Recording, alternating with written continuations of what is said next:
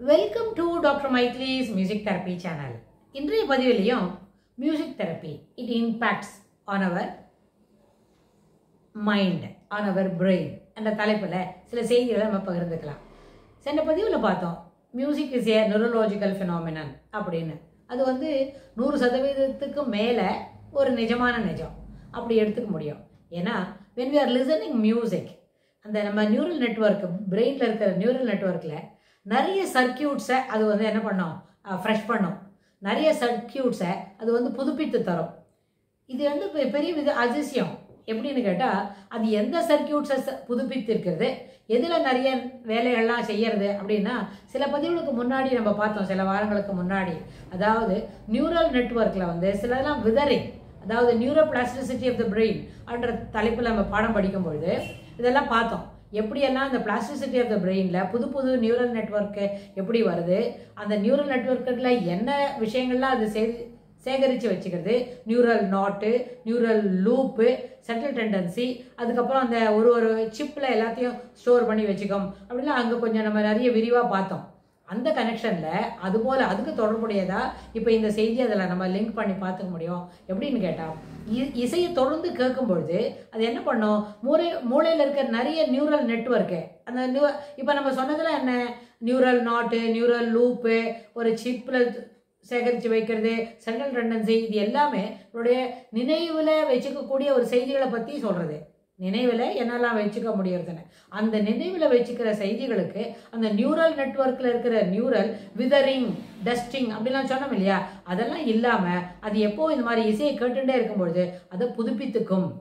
அதை புதுப்பிச்சு தரும்பொழுது அதில் எல்லா விதமான எந்த செய்திகளும் என்ன பண்ணாது, எல்லா விதமான செய்திகளும் சேகரித்தது போலவே இருக்கும். அது என்ன ஆயிருக்காது, பழசாயிட்டது, இல்லை ஓன் அவுட்டு, கிழிஞ்சு போச்சு, அதுபோல் வார்த்தைகளுக்கு அங்கே இடம் இல்லை.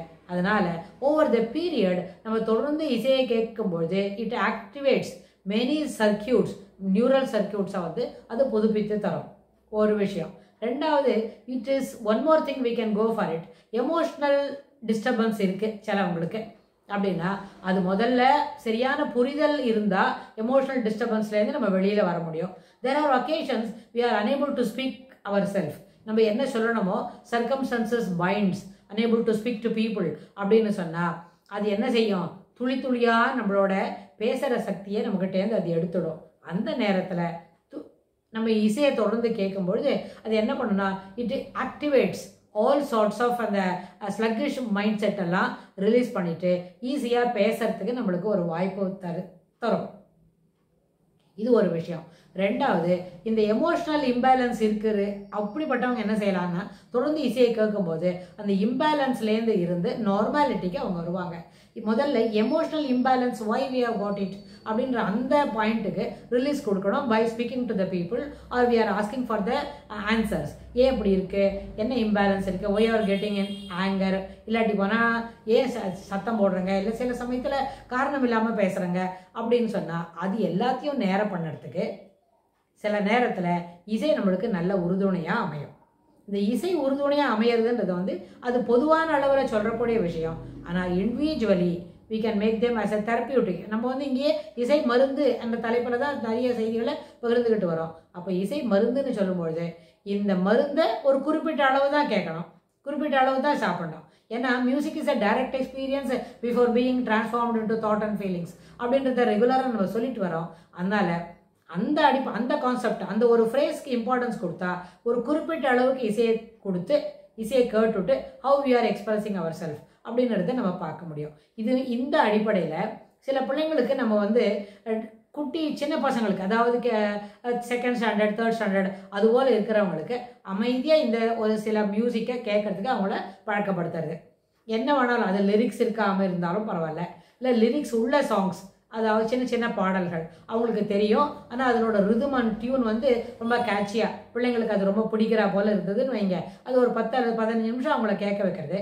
கேட்டுவிட்டு அவங்களுக்கு எல்லாருக்கும் ஒரு கலரிங் புக்கு, கலர் பென்சில்ஸ், இல்லைன்னா வாட்டர் கலர்ஸ், அதுபோல் எது இருக்கோ அது எல்லாத்தையும் கொடுத்தா அவங்க என்ன பண்ணுவாங்கன்னு கேட்டால், அவங்களோட ட்ராயிங் கெப்பாசிட்டி இருக்கே, சிறப்பாக வரையணும், இல்லைன்னா சிறப்பாக கலர் செய்யணும் அப்படின்றத, அந்த வண்ணம் பூசுதல் அப்படின்றது வந்து பொதுவான விஷயம். வண்ணம் பூசல் அவங்க கரெக்டான ஒரு இலைக்கு என்ன கலர் அடிக்கணுமோ அது மட்டும் இருக்கும்.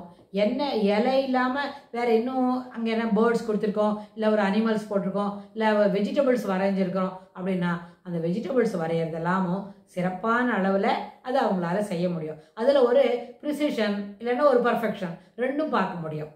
அது என்ன செய்யும்? The brain is ready to listen music. Thereby it expressions becomes very much என்ன ஒரு ரிஃபைன்டு மோட்டோவில் அது இருக்கிறத நம்ம பார்க்க முடியும். இதெல்லாம் கூட அவங்களோட பிஹேவியரில் இருக்கும். சில சமயத்தில் சில பசங்க அந்த மாதிரி ஒரு ட்ராயிங் பீரியட் கொடுக்கும்பொழுது அவங்க வேறு என்னெல்லாமோ வரைவாங்க. ஏன் அப்படி செய்கிறேங்கன்னு சொன்னால், எனக்கு இப்போ ஐ ஃபீல் எனக்கு ரொம்ப ஃபியராக இருக்குது, எனக்கு ரொம்ப கோவம் வருது, எனக்கு இப்போ வந்து ரொம்ப பயமாக இருக்குதுன்னு சொன்னால் ஒய் ஆர் கெட்டிங் ஃபியர் அப்படின்னு கேட்டால் அதுக்கு ஒரு எக்ஸ்ப்ளனேஷன் கொடுப்பாங்களா இருக்கும். அந்த மாதிரி மைண்டில் பிளாக் ஆகிருக்கிற சில வேர்ட்ஸு அதெல்லாம் கூட நம்ம இதுலேருந்து இந்த மாதிரி இசையை தொடர்ந்து கேட்க பண்ணுறதுல அதுலேருந்து அதில் அவங்கள வெளியில் எடுத்துகிட்டு வர முடியும். இட் இஸ் நாட் ஸோ, இதெல்லாம் ரொம்ப ட்ரைவல் திங். இந்த ட்ரைவல் திங்ஸ்லேருந்து நீ என்ன பண்ண முடியாது, இதையே போட்டு மனசில் போட்டு என்ன பண்ணக்கூடாது, அடைச்சி வச்சுக்கக்கூடாது. இதெல்லாம் ஈஸியஸ்ட் திங். கமெண்ட் ஜாய்ஃபுல்லாக விளையாடலாம் வாங்க அப்படின்னு இப்போ பிள்ளைங்களை அந்த மாதிரி ஒரு இறுக்கமான மனநிலைமையிலேருந்து வெளியில் வர சொல்லலாம். ஏன் அவங்களுக்கு இறுக்கமாக இருந்துக்கோன்னா, இப்போ தான் நம்ம எல்லார் வீட்லேயும் எல்லாருக்கும் ஆளுக்கு 2 ஆண்ட்ராய்டு ஃபோன் வச்சுருக்கோம். அந்த ஆண்ட்ராய்டு ஃபோனில் அவங்க என்னென்னமோ பார்க்குறாங்க.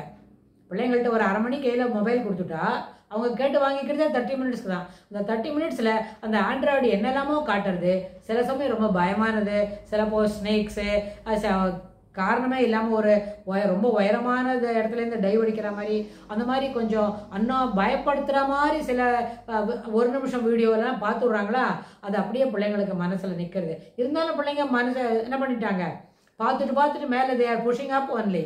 இருந்தாலும் இன்ஸ்பைட் ஆஃப் இட் அவங்களுக்கு அது வந்து மனசில் சில நேரத்தில் சின்ன பிள்ளைங்க இல்லையா, அது மனசில் பதிஞ்சிருச்சுன்னா அடுத்து கொஞ்ச நாள் அது வந்து கொஞ்சம் நேரத்தில் அவங்களுக்கு அது ஒரு பயம் உள்ள ஒரு மைண்ட் செட்டை வரத்துக்கோன்னு சொன்னால் டு ஓவர் கம் திஸ், இதை வந்து நம்ம இசையை நம்ம ஒரு நல்ல கொடுத்து, ஏன்னா நம்ம சொல்லிட்டோம் இட்ஸ் எ நியூரலாஜிக்கல் ஃபினாமினன்னு.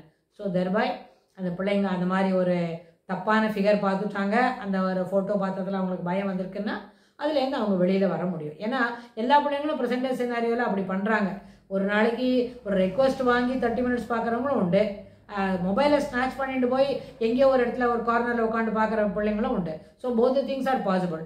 ஆனால் 2 பார்க்குற பசங்களுக்கும் எது போல் அவங்க பார்க்குறாங்க நமக்கு தெரியாது.